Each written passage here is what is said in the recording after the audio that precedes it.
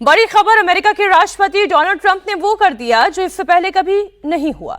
America ने Venezuela में surgical strike करके राष्ट्रपति निकोलस मादुरो और उनकी पत्नी को बंधक बना लिया। मादुरो को हाथ में हथकड़ी लगाकर न्यूयॉर्क लाया गया। ट्रंप के इस कदम से पूरी दुनिया हैरान है।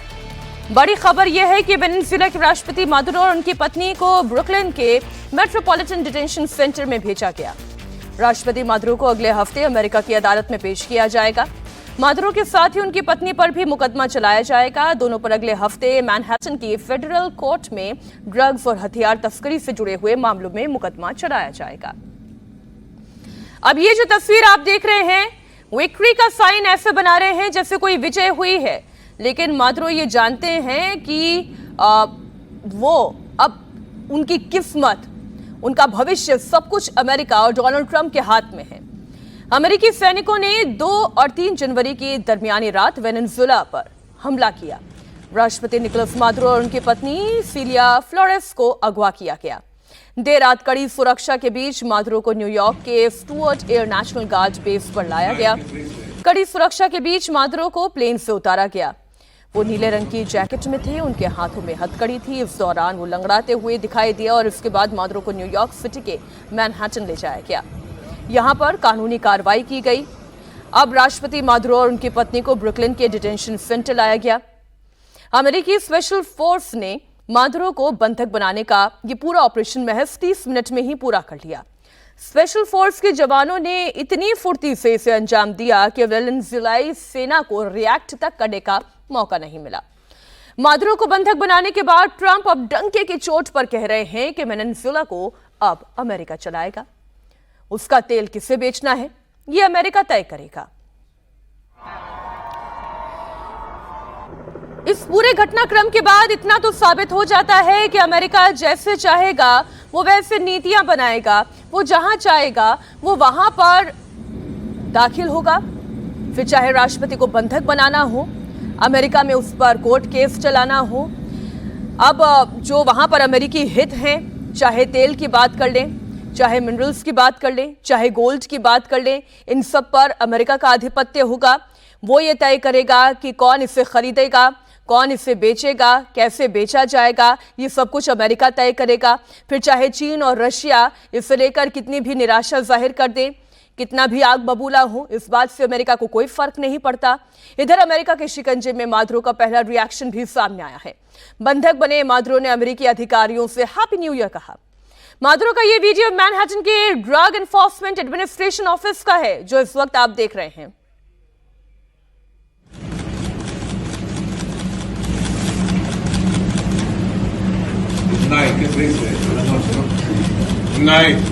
Happy new year.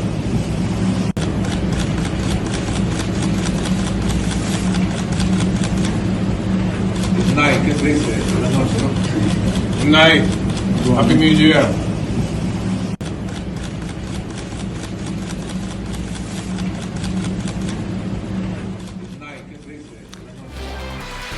इस बीच मादुरो की पत्नी का भी वीडियो सामने आया है। उनकी भी तस्वीरें आप देख लें। न्यूयॉर्क के Stuart air national guard base पर मादुरो और उनकी पत्नी सिलिया फ्लोरेस एक साथ दिखाई दिए। अमेरिकी सैनिकों ने 3 जनवरी की रात वेनेजुएला पर हमला कर राष्ट्रपति निकोलस मादुरो के साथ उनकी पत्नी सिलिया फ्लोरेस को भी बंधक बना लिया था। अमेरिका का दावा यह है कि स्पेशल फोर्स ने मादुरो और उनकी पत्नी को बेडरूम से घसीटकर बाहर निकाला, उन्हें अपने कब्जे में लिया। ये बात सुनी सुनाई नहीं है, ये बात खुद राष्ट्रपति डोनाल्ड ट्रंप ने कही। उन्होंने बाकायदा प्रेस कॉन्फ्रेंस की। अमेरिका पिछले कई दिनों से मादुरो पर ड्रग्स और हथियार तस्करी का आरोप लगा रहा है। मादुरो भी लगातार डोनाल्ड ट्रंप को चेतावनी दे रहे थे। उनकी चेतावनी की ताकत कितनी थी, ये अमेरिका ने बता दिया। अमेरिका ये भी आरोप लगा रहा है कि मादुरो आतंकी संगठनों को संरक्षण देते हैं। अमेरिका अब इन्हीं आरोपों को लेकर मादुरो पर अपने ही देश में केस चलाएगा।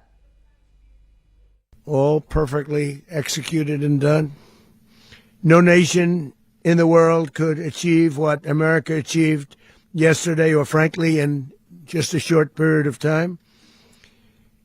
All Venezuelan military capacities were rendered powerless as the men and women of our military, working with U.S. law enforcement, successfully captured Maduro in the dead of night.